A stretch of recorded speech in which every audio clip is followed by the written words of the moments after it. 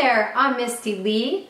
This video is for all of you who have experienced flaky people in your life. I'm sure most of us have been there, and it's not always easy. So today I wanted to share with you a few examples, a few things that have happened in my life and how I dealt with them. So the first situation was probably about 6 months ago.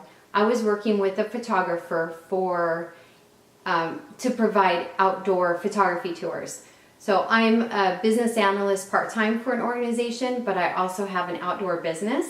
And so I was super excited. We're working together on these photo tours and also providing photo tours in a very scenic area in Arizona, in a place called Sedona. So I was very excited. We were making wonderful, wonderful progress. And then before I know it, he just completely stops communicating. But probably a few weeks or a month prior to him just completely stopping his communication with me, he told me that he started making quite a bit of money taking real estate photos. And right there was kind of a red flag. So when he just stopped communicating with me, at first I was a little upset, and I was thinking thoughts along the lines of, why doesn't he just have the balls to tell me he doesn't want to work with me anymore? It was really frustrating. And then I realized that he was affecting me. I was getting negative. I was getting angry and frustrated because of his actions. And so what really helped me is, number one, I told myself, okay, you have to stop dwelling on it. Number two, accept it for what it is. So this is when I was able to shift my perspective. And this is what really helped me and realize, Misty, he is being really successful right now in real estate. We weren't really making any traction with our photography tours, which I was really excited about, but I completely understand.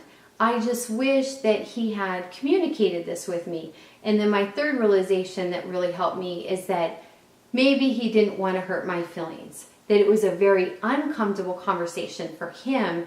So rather than telling me, hey, Misty, I'm not going to work with you anymore, he just kind of cut the communication completely.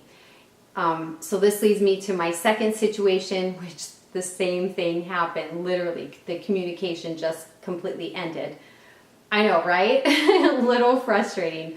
So I'm also an outdoor writer, and I was working with what I thought was a very prominent magazine in this area. This magazine was doing very well. Again, that was my perception. But bottom line, I had written 2 articles and spent close to 15-20 hours on both of them, because this was a quarterly publication. And I submitted them on time. The editor/owner told me, oh my, you did a great job, good job.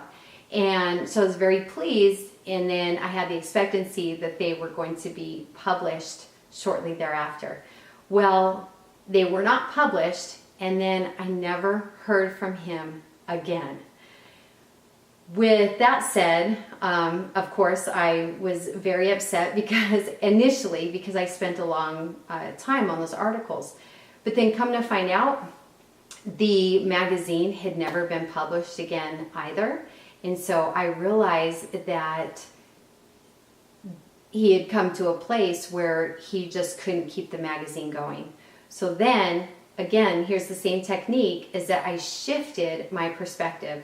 So I shifted it from, oh my gosh, I must be a terrible writer, or something happened, I upset him somehow, I don't know what I possibly could have done, to, well, if he didn't publish the next magazine, then something major must have happened. Perhaps he is ending this business endeavor, and he is too embarrassed to tell me. Now, if you are just a complete jerk and you know it, and somebody flakes on you, they don't get back to you as a result, then part of this whole process is owning up to that, so you can realize when you're part of the problem as well. But the heart of this video and the main point I'm trying to get across is literally when you have done everything you possibly could do, you've met your end of the bargain and the other person just completely drops the ball. It can be very frustrating. So for me, overall, shifting my perspective and trying to look at it from the other person's point of view by far has been the most helpful. So I just want to end with a quick story, a very happy, positive story. Just last week I flew to a conference, and on the airplane there, I really connected with another gentleman that was sitting right next to me. I pulled out my book, 7 Habits of Successful People, and then he pulled his book out. I couldn't believe it. That's never happened to me before. Excuse me.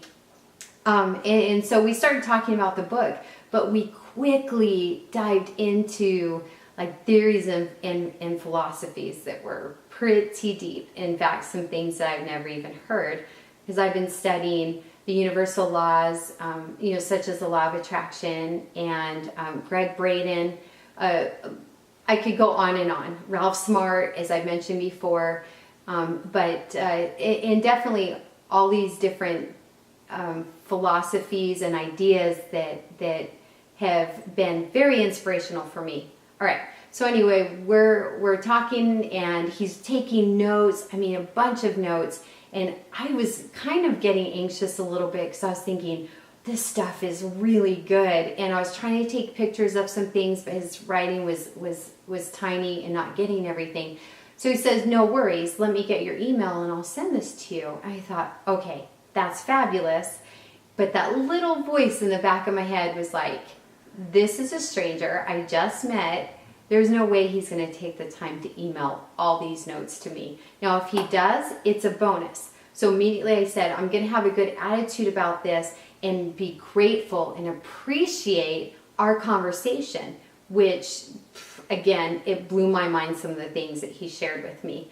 And so anyway, when we parted ways off the airplane, we said it was great meeting you, all of that. And then I wasn't expecting a follow-up. The next day, he follows up with me, sends me that email with all of the notes. I mean, it was extensive. So I know he spent probably at least an hour and a half to 2 hours writing those notes. So not everyone is a cornflake. That's what my daughter and I call people that are flaky. Because I was starting to lose hope. I'm like, what is this? And even all my energy work and increasing my vibration, that yes, overall, definitely getting more and more positive things in my life. But you're still going to have those situations where other people don't follow through. So remember, just the main technique that has worked for me is shifting perspective, trying to see it from that other person's point of view, and not holding that grudge in your heart, because that can be very harmful. I mean, it actually changes the DNA in your body. If you want to hear more about that, listen to some of Greg Braden's work. So as always, thank you so much for watching, and have an amazing day.